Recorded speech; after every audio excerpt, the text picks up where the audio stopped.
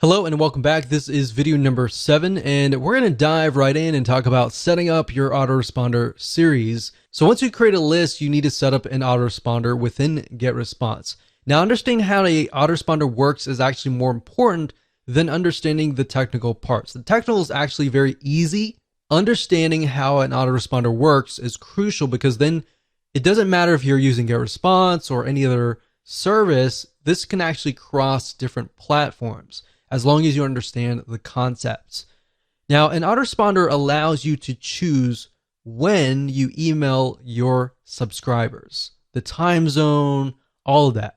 Now, a very common question that we have seen is when should you email your subscribers, or even how many times should you email your list?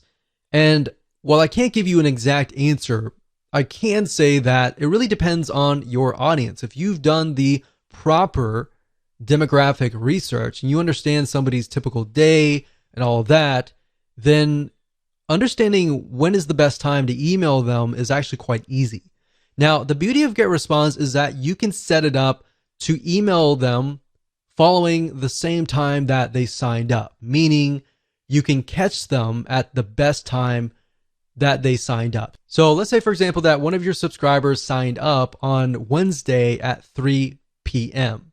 What GetResponse will do is it'll actually detect that, and you could set that within your email autoresponder system and say, okay, email them every day at 3 p.m. or every week on Wednesday, 3 p.m.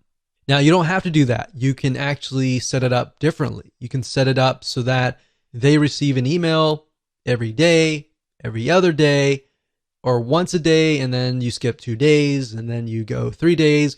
Or you could even set it up so that you only email them during Monday through Friday and you skip Sunday and Saturday.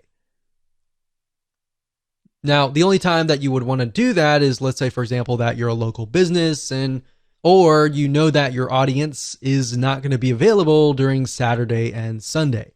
So that's why it's crucial to understand when your prospect is actually near the email, they're near their desktop, they're awake, they're not working, and all of that. And like I said, you can email them based on time zone, which is great if you are reaching people globally. That said, what we have found though across the board in different niches is that we found that 10 a.m. or even 10:30 a.m. is to be the best time to email. What we found is weekends are also awful. And they're very awfully low in open rates, but they tend to be higher in quality click rates, meaning out of 1,000 people, you may normally get 400 people to open your emails during the week, but maybe during the weekend, you might only get 300. But out of those 300 people opening that email, they might click through at a higher rate. We can't give you a definite answer with that as well because different niches are different. Another thing we found is that Mondays tend to be low, and that typically is because people are coming off the weekend, they're tired, and they a lot of times don't really want to check their email. They have to check their email, but they may not really want to check their email, or they're catching up on things and they're really, really busy. But we found that often Tuesdays or Thursdays tend to have higher open rates. Now, if you want, you can go to Google and type in the best time to email your audience in a specific niche, and you might actually get that data. Because a lot of the email autoresponder services out there will actually collect this data and provide that to you. Like I said, at the end of the day, you don't really know. Unless you really know your audience and you know what their typical day looks like, out of 1,000 people, the majority of people, they wake up, they go to work, they come back. Maybe during lunchtime, they are actually near the computer at 12 p.m. or even 11:30 p.m. You know that. And you know that they come back home. The best time to reach them maybe 7:30 or 8 p.m. during their time. So that's why understanding their typical day and what that looks like is so crucial.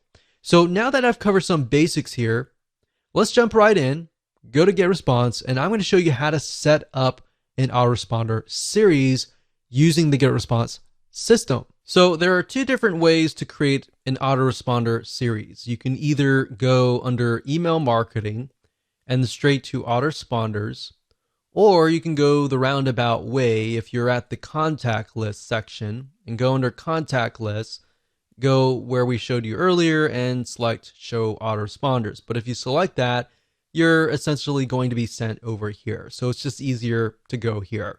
But I wanted to show you that just in case you have a better idea on how to navigate GetResponse. So now that we're here, we can click create new, and we're going to create a new autoresponder. So this was the new tests list 1. And we could call this like survival meal. So this is obviously for you and you alone. Now on the list, we have to connect the autoresponder to the list. So we have to select this and then find the list, which is the new list 1. So we're going to click this. And as you can see here, I went ahead and selected that. So you need to connect that too, otherwise it's not going to work. Now right here, this tells you when do you want the first message to be received. So after they confirm that they are indeed real and genuine, then the next thing is when do you want them to receive the email? Now, it's my recommendation that you immediately send them an email. So I would put day 0. And while that doesn't really make sense because it should be day 1, that's how most autoresponders are set up. So day 0 really means 1, immediately. Day 1 usually means the next day, 24 hours after that. So that's that. You can send the message immediately with delay of. So if you select that, you could say, well, I want them to receive it maybe a couple hours later. So the way and the reason why you would need to do that is, let's say, for example, that you're a consultant and you get people signing up on your forms and you say to them like, okay, if once you sign up, we'll look through your details, and if you're legit, we'll start sending you emails, kind of deal. Or if it's a local business, you could specify that I only want to email on Monday, Tuesday, Wednesday, Thursday, Friday. We'll negate Saturday and Sunday. You could do that as well. So you could send immediately on these days and skip out on Saturday and Sunday. Now, if you're selling info products or software or anything that relies on emailing 24/7 and you don't really want to remove a certain day, you want to make sure that all the checkboxes are chosen. So now what we need to do is we can create the first email. So I'm actually going to dive further into this into the next video, but all you have to do is click create new email, and I'll create the first email here, and then we'll show you how to create the other emails in the future videos. But the message name is the name that will appear in the list of your messages. It's not going to be seen from your subscriber's point of view, but it's just there so that you know what that email is. So if we say survival kits email 1, and that's just for us, the subject, of course, will be different. That's something that your subscribers will see. So you definitely don't want to put the message name. So we could say something like welcome to survival. And then when you're done, you click on next. Now I don't want to cover too much because we're going to actually show you that in the next video.